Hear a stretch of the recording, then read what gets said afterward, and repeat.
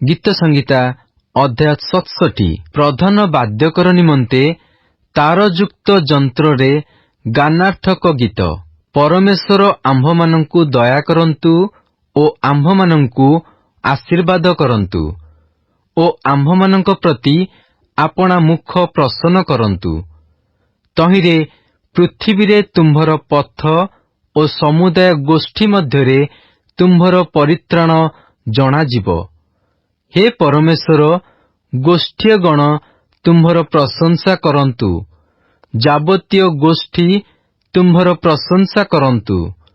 ଦେଶୀୟମାନେ ଆହ୍ଲାଦିତ ହେଉନ୍ତୁ ଓ ଆନନ୍ଦ ସକାଶୁ ଗାନ କରନ୍ତୁ, କାରଣ ତୁମ୍ଭେ ନ୍ୟାୟରେ ଗୋଷ୍ଠୀୟ ବର୍ଗର ବିଚାର କରିବ ଓ ପୃଥିବୀରେ ଦେଶୀୟମାନଙ୍କୁ ଶାସନ କରିବ।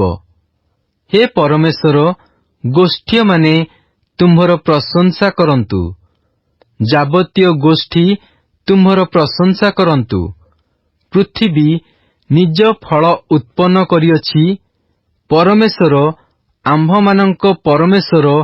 ଆମ୍ଭମାନଙ୍କୁ ଆଶୀର୍ବାଦ କରିବେ। ପରମେଶ୍ୱର ଆମ୍ଭମାନଙ୍କୁ ଆଶୀର୍ବାଦ କରିବେ, ପୁଣି ପୃଥିବୀର ସମସ୍ତ ପ୍ରାନ୍ତ ତାହାଙ୍କୁ ଭୟ କରିବେ।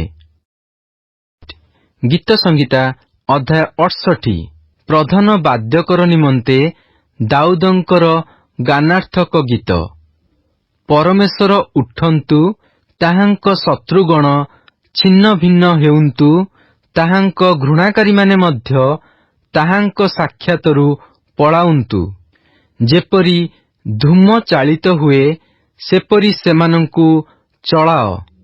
ଯେପରି ଅଗ୍ନି ସମ୍ମୁଖରେ ମହମ ତରଳିଯାଏ, ସେପରି ପରମେଶ୍ୱରଙ୍କ ସାକ୍ଷାତରେ ଦୁଷ୍ଟମାନେ ବିନଷ୍ଟ ହେଉନ୍ତୁ, ମାତ୍ର ଧାର୍ମିକମାନେ ଆନନ୍ଦିତ ହେଉନ୍ତୁ। ସେମାନେ ପରମେଶ୍ୱରଙ୍କ ସମ୍ମୁଖରେ ଉଲ୍ଲାସ କରନ୍ତୁ। ହଁ, ସେମାନେ ଆନନ୍ଦରେ ପ୍ରଫୁଲ୍ଲ ହେଉନ୍ତୁ। ପରମେଶ୍ୱରଙ୍କ ଉଦ୍ଦେଶ୍ୟରେ ଗାନ କର, ତାହାଙ୍କ ନାମରେ ପ୍ରଶଂସା ଗାନ କର। ଯେ ବାହନରେ ମରୁଭୂମି ଦେଇ ଆସୁଅଛନ୍ତି, ତାହାଙ୍କ ପାଇଁ ରାଜପଥ ପ୍ରସ୍ତୁତ କର। ତାହାଙ୍କ ନାମ ଯାହ। ତୁମ୍ଭେମାନେ ତାହାଙ୍କ ସାକ୍ଷାତରେ ଉଲ୍ଲାସ କର।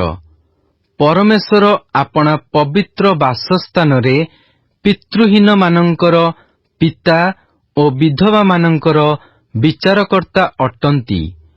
ପରମେଶ୍ୱର ସଙ୍ଗୀହୀନମାନଙ୍କୁ ପରିବାର ମଧ୍ୟରେ ସ୍ଥାପନ କରନ୍ତି।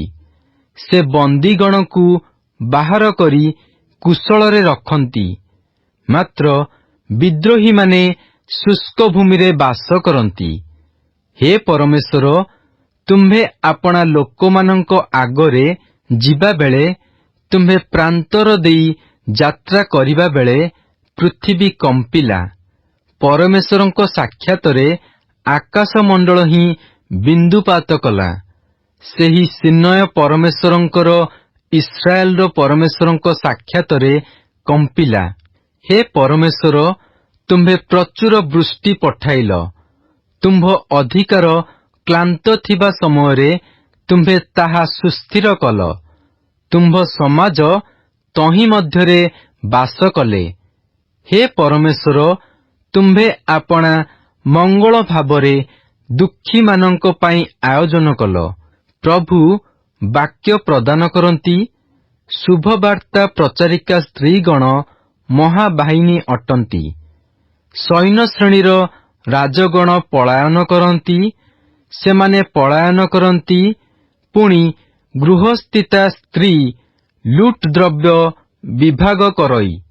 ଯେଉଁ କପୋତର ହରିତ୍ ସୁବର୍ଣ୍ଣ ମଣ୍ଡିତ ଡେଣା, ତାହାର ରୌପ୍ୟମଣ୍ଡିତ ପରଶବୁ ପରି ତୁମ୍ଭେମାନେ କି ମେଷଶାଳା ମଧ୍ୟରେ ଶୟନ କରିବ? ସଲ୍ମୋନାରେ ହିମପାତ ବେଳେ ଯେପରି ସର୍ବଶକ୍ତିମାନ ଦେଶରେ ରାଜାମାନଙ୍କୁ ଛିନ୍ନ ଭିନ୍ନ କଲାବେଳେ ସେପରି ହେଲା। ବାସନର ପର୍ବତ ପରମେଶ୍ୱରଙ୍କ ପର୍ବତ। ବାସନର ପର୍ବତ ଏକ ଉଚ୍ଚ ପର୍ବତ। ହେ ଉଚ୍ଚ ପର୍ବତଗଣ, ପରମେଶ୍ୱର ଆପଣା ନିବାସ ନିମନ୍ତେ ଯେଉଁ ପର୍ବତ ବାଞ୍ଛା କରିଅଛନ୍ତି, ତହିଁ ପ୍ରତି ତୁମ୍ଭେମାନେ କାହିଁକି କୁଟିଳ ଦୃଷ୍ଟି କରୁଅଛ? ଅବଶ୍ୟ ସଦାପ୍ରଭୁ ତହିଁରେ ସଦାକାଳ ବାସ କରିବେ। ପରମେଶ୍ୱରଙ୍କର ରଥ ଅୟୁତ ଅୟୁତ ଓ ଲକ୍ଷ ଲକ୍ଷ, ଯେପରି ପ୍ରଭୁ ଆପଣା ପବିତ୍ର ସ୍ଥାନ ସିନୟରେ, ସେପରି ସେ ସବୁର ମଧ୍ୟରେ ଅଛନ୍ତି। ତୁମ୍ଭେ ଊର୍ଦ୍ଧ୍ୱରେ ଆରୋହଣ କରିଅଛ, ତୁମ୍ଭେ ଆପଣା ବନ୍ଦୀମାନଙ୍କୁ ବନ୍ଦୀସ୍ଥାନକୁ ନେଇଅଛ, ତୁମ୍ଭେ ମନୁଷ୍ୟମାନଙ୍କ ମଧ୍ୟରେ ଦାନପ୍ରାପ୍ତ ହୋଇଅଛ।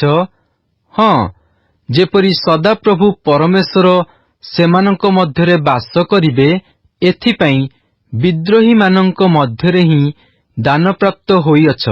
ଯେଉଁ ପ୍ରଭୁ ଦିନକୁ ଦିନ ଆମ୍ଭମାନଙ୍କ ଭାର ବହନ୍ତି, ସେ ଧନ୍ୟ ହେଉନ୍ତୁ। ସେହି ପରମେଶ୍ୱର ଆମ୍ଭମାନଙ୍କର ପରିତ୍ରାଣ। ପରମେଶ୍ୱର ଆମ୍ଭମାନଙ୍କ ପକ୍ଷରେ ଉଦ୍ଧାର ସାଧକ ପରମେଶ୍ୱର ଅଟନ୍ତି ଓ ମୃତ୍ୟୁରୁ ରକ୍ଷା ଜିହୋବା ପ୍ରଭୁଙ୍କର ଅଧୀନ। ମାତ୍ର ପରମେଶ୍ୱର ଆପଣା ଶତ୍ରୁମାନଙ୍କ ମସ୍ତକ ଓ ଯେଉଁ ଜନ ନିଜ ଅପରାଧରେ ଅଗ୍ରସର, ତାହାର କେଶଯୁକ୍ତ କପାଳ ବିନ୍ଧି ପକାଇବେ। ପ୍ରଭୁ କହିଲେ, ଆମ୍ଭେ ବାସନରୁ ପୁନର୍ବାର ଆଣିବା, ଆମ୍ଭେ ସମୁଦ୍ରର ଗଭୀର ସ୍ଥଳରୁ ପୁନର୍ବାର ସେମାନଙ୍କୁ ଆଣିବା। ତହିଁରେ ତୁମ୍ଭେ ରକ୍ତରେ ଆପଣା ଚରଣ ବୁଡ଼ାଇବ। ତୁମ୍ଭ କୁକୁରଗଣର ଜିହ୍ୱା ତୁମ୍ଭ ଶତ୍ରୁମାନଙ୍କଠାରୁ ଅଂଶ ପାଇବ। ହେ ପରମେଶ୍ୱର, ଲୋକମାନେ ତୁମ୍ଭର ଗତି ଅର୍ଥାତ୍ ପବିତ୍ର ସ୍ଥାନକୁ, ଆମ୍ଭ ପରମେଶ୍ୱର ଆମ୍ଭ ରାଜାଙ୍କ ଗତି ଦେଖିଅଛନ୍ତି। ଦାରାବାଦ୍ୟବାଦିନୀ କୁମାରୀମାନଙ୍କ ମଧ୍ୟରେ ଗାୟକମାନେ ଆଗେ ଆଗେ, ବାଦ୍ୟକରମାନେ ପଛେ ପଛେ ଗମନ କଲେ। ତୁମ୍ଭେମାନେ ଜନସମାଗମ ମଧ୍ୟରେ ପରମେଶ୍ୱରଙ୍କର ଧନ୍ୟବାଦ କର। ହେ ଇସ୍ରାଏଲର ନିର୍ଝରରୁ ଜାତ ଲୋକମାନେ, ତୁମ୍ଭେମାନେ ପ୍ରଭୁଙ୍କର ଧନ୍ୟବାଦ କର। କନିଷ୍ଠ ବିନ୍ୟାମିନ୍ ସେମାନଙ୍କର ଶାସନକର୍ତ୍ତା, ଜିହୁଦାର ଅଧିପତିମାନେ ଓ ସେମାନଙ୍କ ଲୋକଦଳ, ସବୁଲୁନ୍‌ର ଅଧିପତିମାନେ, ନପ୍ତାଲିର ଅଧିପତିମାନେ ସେଠାରେ ଅଛନ୍ତି। ତୁମ୍ଭ ପରମେଶ୍ୱର ତୁମ୍ଭ ବଳର ଆଜ୍ଞା କରିଅଛନ୍ତି। ହେ ପରମେଶ୍ୱର, ତୁମ୍ଭେ ଆମ୍ଭମାନଙ୍କ ନିମନ୍ତେ ଯାହା ସାଧନ କରିଅଛ, ତାହା ସବଳ କର। ଜିରୁସାଲମସ୍ଥ ତୁମ୍ଭ ମନ୍ଦିର ସକାଶୁ ରାଜଗଣ ତୁମ୍ଭ ନିକଟକୁ ଦର୍ଶନୀ ଆଣିବେ।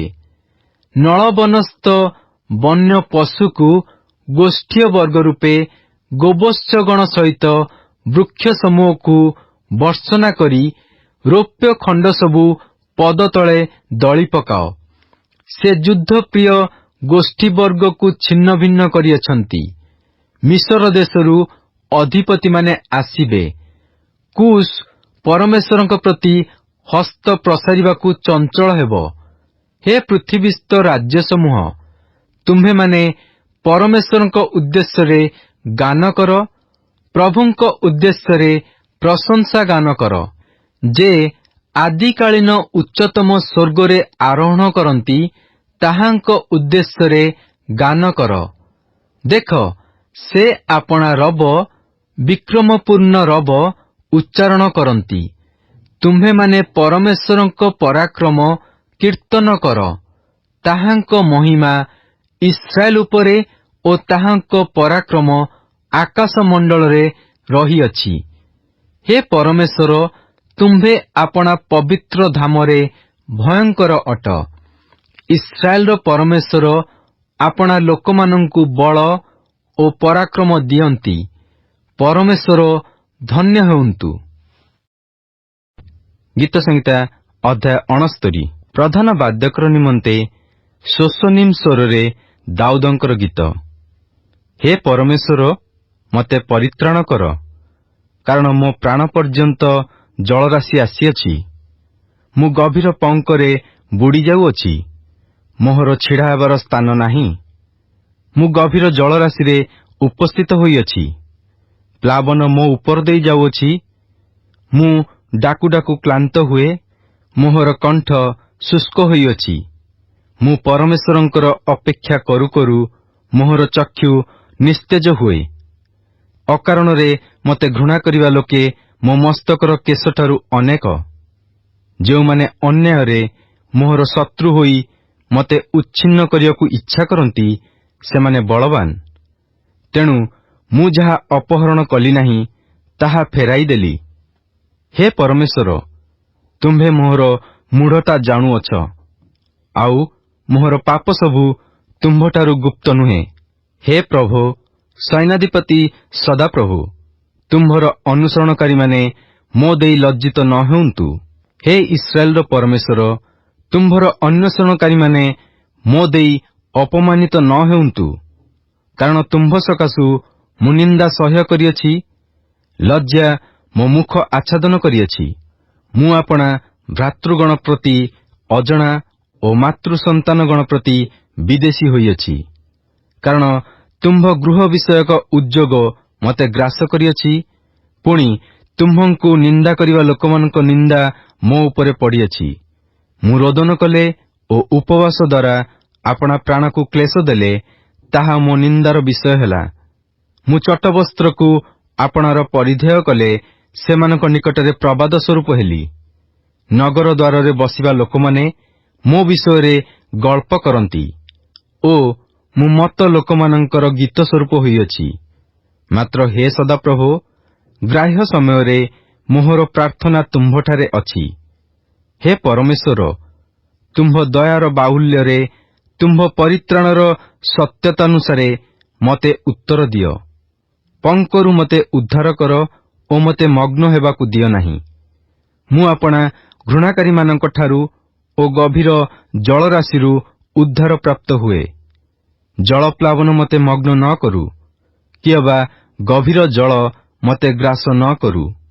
ପୁଣି ଗର୍ତ୍ତ ମୋ ଉପରେ ଆପଣା ମୁଖ ବନ୍ଦ ନ କରୁ। ହେ ସଦାପ୍ରଭୁ, ମତେ ଉତ୍ତର ଦିଅ, କାରଣ ତୁମ୍ଭର ସ୍ନେହପୂର୍ଣ୍ଣ କରୁଣା ଉତ୍ତମ। ତୁମ୍ଭ କୃପାର ବାହୁଲ୍ୟାନୁସାରେ ମୋ ପ୍ରତି ଫେର, ଆଉ ତୁମ୍ଭ ଦାସଠାରୁ ଆପଣା ମୁଖ ଲୁଚାଅ ନାହିଁ। କାରଣ ମୁଁ ସଙ୍କଟରେ ଅଛି, ଶୀଘ୍ର ମତେ ଉତ୍ତର ଦିଅ। ମୋ ପ୍ରାଣର ନିକଟବର୍ତ୍ତୀ ହୋଇ ତାହାକୁ ମୁକ୍ତ କର। ମୋ ଶତ୍ରୁଗଣ ସକାଶୁ ମତେ ମୂଲ୍ୟରେ ମୁକ୍ତ କର।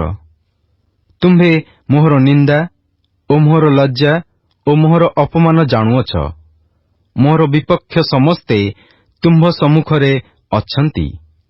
ନିନ୍ଦା ମୋହର ହୃଦୟ ଭଗ୍ନ କରିଅଛି ଓ ମୁଁ ସମ୍ପୂର୍ଣ୍ଣ ଭାରାକ୍ରାନ୍ତ ହୋଇଅଛି। ପୁଣି କେହି ଦୟା କରିବ ବୋଲି ମୁଁ ଅପେକ୍ଷା କଲି, ମାତ୍ର କେହି ନଥିଲା। ଓ ସାନ୍ତ୍ୱନାକାରୀମାନଙ୍କର ଅପେକ୍ଷା କଲି, ମାତ୍ର କାହାକୁ ପାଇଲି ନାହିଁ। ଆହୁରି ସେମାନେ ଖାଦ୍ୟ ନିମନ୍ତେ ମତେ ବିଷମୟ ଦ୍ରବ୍ୟ ଦେଲେ ଓ ମୋହର ତୃଷା ସମୟରେ ପାନ କରିବା ପାଇଁ ମତେ ଅମ୍ଳରସ ଦେଲେ। ସେମାନଙ୍କ ମେଜ ସେମାନଙ୍କ ସମ୍ମୁଖରେ ଫାନ୍ଦ ସ୍ୱରୂପ, ଓ ସେମାନେ ଶାନ୍ତିରେ ଥିବାବେଳେ ତାହା ସେମାନଙ୍କର ଫାଶ ସ୍ୱରୂପ ହେଉ।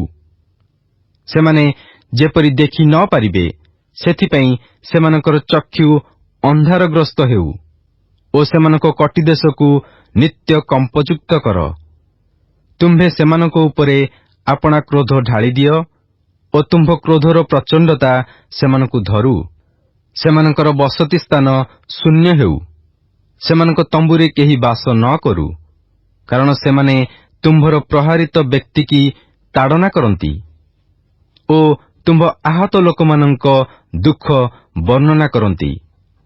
ସେମାନଙ୍କ ଅପରାଧରେ ଅପରାଧ ଯୋଗ କର ଓ ସେମାନେ ତୁମ୍ଭ ଧାର୍ମିକତାର ଅଂଶୀ ନ ହେଉନ୍ତୁ। ଜୀବନ ପୁସ୍ତକରୁ ସେମାନଙ୍କ ନାମ ଲୁପ୍ତ ହେଉ ଓ ଧାର୍ମିକମାନଙ୍କ ସହିତ ଲେଖା ନ ଯାଉ। ମାତ୍ର ମୁଁ ଦୁଃଖୀ ଓ ଶୋକାକୁଳ ଅଟେ। ହେ ପରମେଶ୍ୱର, ତୁମ୍ଭର ପରିତ୍ରାଣ ମତେ ଉଚ୍ଚରେ ସ୍ଥାପନ କରୁ। ମୁଁ ଗୀତରେ ପରମେଶ୍ୱରଙ୍କ ନାମର ପ୍ରଶଂସା କରିବି ଓ ଧନ୍ୟବାଦ ଦେଇ ତାହାଙ୍କର ଗୌରବ କରିବି। ପୁଣି ତାହା ଗୋରୁ ଅବା ଶୃଙ୍ଗ ଓ ଖୁରାଯୁକ୍ତ ବୃଷ ଅପେକ୍ଷା ସଦାପ୍ରଭୁଙ୍କର ତୁଷ୍ଟିକର ହେବ। ନମ୍ର ଲୋକମାନେ ତାହା ଦେଖି ଆନନ୍ଦିତ ଅଛନ୍ତି। ହେ ପରମେଶ୍ୱରଙ୍କ ଅନ୍ୱେଷଣକାରୀଗଣ, ତୁମ୍ଭମାନଙ୍କ ଅନ୍ତଃକରଣ ସଜୀବ ହେଉ, କାରଣ ସଦାପ୍ରଭୁ ଦିନହୀନମାନଙ୍କ କଥା ଶୁଣନ୍ତି ଓ ଆପଣା ବନ୍ଦୀମାନଙ୍କୁ ତୁଚ୍ଛ କରନ୍ତି ନାହିଁ। ଆକାଶ ଓ ପୃଥିବୀ, ସମୁଦ୍ର ଓ ତନ୍ମଧ୍ୟସ୍ଥ ସକଳ ଜଙ୍ଗମ ତାହାଙ୍କର ପ୍ରଶଂସା କରନ୍ତୁ। କାରଣ ପରମେଶ୍ୱର ସିଓନକୁ ପରିତ୍ରାଣ କରିବେ ଓ ଜିହୁଦାର ନଗର ସବୁ ନିର୍ମାଣ କରିବେ। ପୁଣି ଲୋକମାନେ ସେଠାରେ ବାସ କରି ତାହା ଅଧିକାର କରିବେ। ଆହୁରି ତାହାଙ୍କ ଦାସମାନଙ୍କ ବଂଶ ତାହା ଭୋଗ କରିବେ। ଆଉ ତାହାଙ୍କ ନାମର ସ୍ନେହକାରୀଗଣ ତହିଁ ମଧ୍ୟରେ ବାସ କରିବେ। ଗୀତ ସଂହିତା ଅଧ୍ୟାୟ 70। ପ୍ରଧାନ ବାଦ୍ୟକର ନିମନ୍ତେ ଦାଉଦଙ୍କର ଗୀତ। ସ୍ମରଣ ପାୟ। ହେ ପରମେଶ୍ୱର, ମୋତେ ଉଦ୍ଧାର କରିବା ପାଇଁ ସତ୍ୱର ହୁଅ। ହେ ସଦାପ୍ରଭୁ, ମୋହର ସାହାଯ୍ୟ କରିବା ପାଇଁ ସତ୍ୱର ହୁଅ। ମୋହର ପ୍ରାଣ ଅନ୍ୱେଷଣକାରୀମାନେ ଲଜ୍ଜିତ ଓ ହତାଶ ହେଉନ୍ତୁ। ମୋ କ୍ଷତିରେ ସନ୍ତୁଷ୍ଟ ଲୋକମାନେ ପଛକୁ ଫେରିଯାଇ ଅପମାନିତ ହେଉନ୍ତୁ। ଯେଉଁମାନେ ହଁ ହଁ ବୋଲି କହନ୍ତି, ସେମାନେ ଆପଣା ଆପଣା ଲଜ୍ଜା ସକାଶୁ ଫେରିଯାଉନ୍ତୁ। ଯେଉଁମାନେ ତୁମ୍ଭର ଅନ୍ୱେଷଣ କରନ୍ତି, ସେ ସମସ୍ତେ ତୁମ୍ଭଠାରେ ଉଲ୍ଲସିତ ଓ ଆନନ୍ଦିତ ହେଉନ୍ତୁ। ପୁଣି ଯେଉଁମାନେ ତୁମ୍ଭ ପରିତ୍ରାଣକୁ ସ୍ନେହ କରନ୍ତି, ସେମାନେ ପରମେଶ୍ୱର ମହିମାନ୍ୱିତ ହେଉନ୍ତୁ ବୋଲି ନିରନ୍ତର କହନ୍ତୁ। ମାତ୍ର ମୁଁ ଦରିଦ୍ର ଓ ଦିନହୀନ। ହେ ପରମେଶ୍ୱର, ମୋ ପକ୍ଷରେ ସତ୍ୱର ହୁଅ। ତୁମ୍ଭେ ମୋହର ସହାୟ ଓ ଉଦ୍ଧାରକର୍ତ୍ତା ଅଟ। ହେ ସଦାପ୍ରଭୁ, ବିଳମ୍ବ କର ନାହିଁ। ଗୀତ ସଂହିତା ଅଧ୍ୟାୟ 71। ହେ ସଦାପ୍ରଭୁ, ମୁଁ ତୁମ୍ଭର ଶରଣ ନେଇଅଛି। ମୋତେ କେବେ ଲଜ୍ଜିତ ହେବାକୁ ଦିଅ ନାହିଁ। ତୁମ୍ଭ ଧର୍ମଗୁଣରେ ମୋତେ ଉଦ୍ଧାର କରି ରକ୍ଷା କର। ମୋ ପ୍ରତି ଆପଣା କର୍ଣ୍ଣ ଡେରି ମୋତେ ତ୍ରାଣ କର। ଯେଉଁଠାକୁ ମୁଁ ନିତ୍ୟ ଯାଇପାରେ, ତୁମ୍ଭେ ମୋ ପ୍ରତି ସେ ରୂପ ବସତିର ଶୈଳ ସ୍ୱରୂପ ହୁଅ। ତୁମ୍ଭେ ମୋତେ ପରିତ୍ରାଣ କରିବା ପାଇଁ ଆଜ୍ଞା ଦେଇଅଛ, କାରଣ ତୁମ୍ଭେ ମୋହର ଶୈଳ ଓ ମୋହର ଦୁର୍ଗ। ହେ ମୋହର ପରମେଶ୍ୱର, ଦୁଷ୍ଟ ଲୋକ ହସ୍ତରୁ, ଅନ୍ୟାୟକାରୀ ଓ ନିର୍ଦ୍ଦୟ ଲୋକ ହସ୍ତରୁ ମୋତେ ରକ୍ଷା କର। କାରଣ ହେ ପ୍ରଭୁ, ସଦାପ୍ରଭୁ, ତୁମ୍ଭେ ହିଁ ମୋହର ଭରସା। ମୋ ବାଲ୍ୟକାଳରୁ ତୁମ୍ଭେ ମୋହର ବିଶ୍ୱାସ ଭୂମି। ଗର୍ଭରୁ ତୁମ୍ଭ ଉପରେ ମୋହର ଭାର ଅଛି। ମାତାର ଉଦରରୁ ତୁମ୍ଭେ ହିଁ ମୋତେ ନେଇଅଛ। ତୁମ୍ଭ ବିଷୟରେ ନିତ୍ୟ ମୋହର ପ୍ରଶଂସା ହେବ। ମୁଁ ଅନେକଙ୍କ ପ୍ରତି ଆଶ୍ଚର୍ଯ୍ୟ ବିଷୟ ସ୍ୱରୂପ। ମାତ୍ର ତୁମ୍ଭେ ମୋହର ଦୃଢ଼ ଆଶ୍ରୟ। ମୋହର ମୁଖ ତୁମ୍ଭ ପ୍ରଶଂସାରେ ଓ ଦିନଯାକ ତୁମ୍ଭ ଗୌରବ ବର୍ଣ୍ଣନାରେ ପରିପୂର୍ଣ୍ଣ ହେବ। ବୃଦ୍ଧାବସ୍ଥାରେ ମୋତେ ପରିତ୍ୟାଗ କର ନାହିଁ। ମୋହର ବଳ କ୍ଷୀଣ ହେବା ସମୟରେ ମୋତେ ଛାଡ଼ ନାହିଁ। କାରଣ ମୋହର ଶତ୍ରୁଗଣ ମୋ ବିଷୟରେ କଥା କହନ୍ତି ଓ ମୋ ପ୍ରାଣ ପାଇଁ ଜଗିବା ଲୋକମାନେ ଏକତ୍ର ମନ୍ତ୍ରଣା କରି କହନ୍ତି ଯେ, ପରମେଶ୍ୱର ତାହାକୁ ପରିତ୍ୟାଗ କରିଅଛନ୍ତି। ପଛେ ପଛେ ଗୋଡ଼ାଇ ତାହାକୁ ଧର, କାରଣ ଉଦ୍ଧାର କରିବାକୁ କେହି ନାହିଁ। ହେ ପରମେଶ୍ୱର, ମୋଠାରୁ ଦୂରବର୍ତ୍ତୀ ହୁଅ ନାହିଁ। ହେ ମୋହର ପରମେଶ୍ୱର, ମୋହର ସାହାଯ୍ୟ କରିବାକୁ ସତ୍ୱର ହୁଅ। ମୋ ପ୍ରାଣର ବିପକ୍ଷମାନେ ଲଜ୍ଜିତ ଓ ଉଚ୍ଛିନ୍ନ ହେଉନ୍ତୁ। ଯେଉଁମାନେ ମୋହର କ୍ଷତି ଚେଷ୍ଟା କରନ୍ତି, ସେମାନେ ନିନ୍ଦା ଓ ଅପମାନରେ ଆଚ୍ଛନ୍ନ ହେଉନ୍ତୁ। ମାତ୍ର ମୁଁ ନିରନ୍ତର ଭରସା କରିବି, ପୁଣି ଆହୁରି ଆହୁରି ତୁମ୍ଭର ପ୍ରଶଂସା କରିବି। ମୋହର ମୁଖ ଦିନଯାକ ତୁମ୍ଭର ଧର୍ମ ଓ ତୁମ୍ଭର ପରିତ୍ରାଣ ବର୍ଣ୍ଣନା କରିବ, କାରଣ ମୁଁ ତହିଁର ସଂଖ୍ୟା ଜାଣେ ନାହିଁ। ମୁଁ ପ୍ରଭୁ ସଦାପ୍ରଭୁଙ୍କ ପରାକ୍ରମର ସକଳ କ୍ରିୟା ସହିତ ଉପସ୍ଥିତ ହେବି। ମୁଁ ତୁମ୍ଭର, କେବଳ ତୁମ୍ଭର ଧର୍ମ ବିଷୟ ବର୍ଣ୍ଣନା କରିବି। ହେ ପରମେଶ୍ୱର, ତୁମ୍ଭେ ମୋତେ ବାଲ୍ୟକାଳଠାରୁ ଶିକ୍ଷା ଦେଇ ଆସୁଅଛ। ପୁଣି ମୁଁ ଏପର୍ଯ୍ୟନ୍ତ ତୁମ୍ଭର ଆଶ୍ଚର୍ଯ୍ୟ କ୍ରିୟା ସବୁ ପ୍ରଚାର କରିଅଛି। ହେ ପରମେଶ୍ୱର, ମୁଁ ଆସନ୍ତା ପୁରୁଷ ନିକଟରେ ତୁମ୍ଭର ବାହୁବଳ, ପ୍ରତ୍ୟେକ ଭବିଷ୍ୟତ ଲୋକଙ୍କ ନିକଟରେ ତୁମ୍ଭର ପରାକ୍ରମ ପ୍ରଚାର କରିବା ପର୍ଯ୍ୟନ୍ତ ବୃଦ୍ଧ ଓ ପକ୍ୱକୋଷ ହେବା ସମୟରେ ମତେ ପରିତ୍ୟାଗ କର ନାହିଁ। ହେ ପରମେଶ୍ୱର, ମହତ୍ କାର୍ଯ୍ୟମାନ ସାଧନ କରିଅଛ ଯେ ତୁମ୍ଭର ଧର୍ମ ଅତି ଉଚ୍ଚ। ହେ ପରମେଶ୍ୱର, ତୁମ୍ଭ ତୁଲ୍ୟ କିଏ ଅଛି? ଆମ୍ଭମାନଙ୍କୁ ଅନେକ ଓ ଦାରୁଣ କ୍ଲେଶ ଦେଖାଇଅଛ ଯେ ତୁମ୍ଭେ ଆମ୍ଭମାନଙ୍କୁ ପୁନର୍ବାର ସଜୀବ କରିବ ଓ ପୃଥିବୀର ଗଭୀର ସ୍ଥାନରୁ ପୁନର୍ବାର ଉଠାଇ ଆଣିବ। ତୁମ୍ଭେ ମୋହର ମହତ୍ତ୍ୱ ବଢ଼ାଅ ଓ ଫେରି ମତେ ସାନ୍ତ୍ୱନା ଦିଅ। ହେ ମୋହର ପରମେଶ୍ୱର, ମୁଁ ନେବଲ ଯନ୍ତ୍ରରେ ମଧ୍ୟ ତୁମ୍ଭର ଅର୍ଥାତ୍ ତୁମ୍ଭ ସତ୍ୟତାର ପ୍ରଶଂସା କରିବି। ହେ ଇସ୍ରାଏଲର ଧର୍ମସ୍ୱରୂପ, ମୁଁ ବୀଣା ଯନ୍ତ୍ରରେ ତୁମ୍ଭ ଉଦ୍ଦେଶ୍ୟରେ ପ୍ରଶଂସା ଗାନ କରିବି। ତୁମ୍ଭ ଉଦ୍ଦେଶ୍ୟରେ ପ୍ରଶଂସା ଗାନ କରିବା ବେଳେ ମୋହର ଓଷ୍ଠାଧର ଓ ତୁମ୍ଭ ଦ୍ୱାରା ମୁକ୍ତ ମୋହର ପ୍ରାଣ ଅତିଶୟ ଆହ୍ଲାଦ କରିବ। ମୋହର ଜିହ୍ୱା ମଧ୍ୟ ଦିନଯାକ ତୁମ୍ଭ ଧର୍ମ ବିଷୟ କହିବ, କାରଣ ମୋହର ଅନିଷ୍ଟ ଚେଷ୍ଟାକାରୀମାନେ ଲଜ୍ଜିତ ଓ ହତାଶ ହୋଇଅଛନ୍ତି।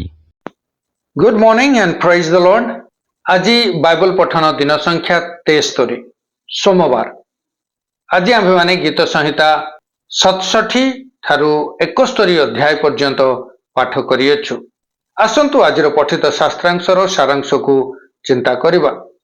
ଇସ୍ରାଏଲର ଇତିହାସରେ ଆମେ ଦେଖିବାକୁ ପାଉ ଯେ ଈଶ୍ୱର ଦୁଷ୍ଟମାନଙ୍କୁ ଓ ଶତ୍ରୁମାନଙ୍କୁ ବିନଷ୍ଟ କରି ନିଃସଙ୍ଗ, ବନ୍ଦୀ ଓ ଦରିଦ୍ର ଲୋକମାନଙ୍କୁ ସାହାଯ୍ୟ କରନ୍ତି ଏବଂ ସେମାନଙ୍କ ଆଗେ ଆଗେ ସେମାନଙ୍କ ପାଇଁ ସେ ନିଜେ ଯୁଦ୍ଧ କରନ୍ତି।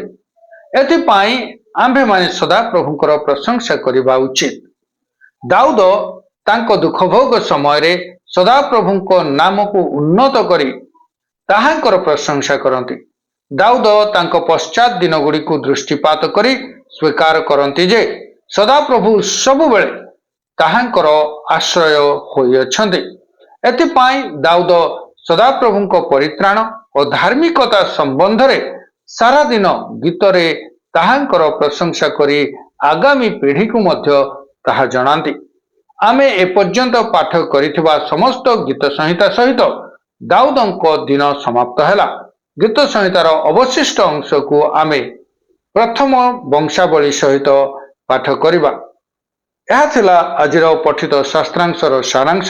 ଖ୍ରୀଷ୍ଟଙ୍କ ଠାରେ ଏକତ୍ର ଏହା କି ଆଶୀର୍ବାଦର ବିଷୟ ଅଟେ।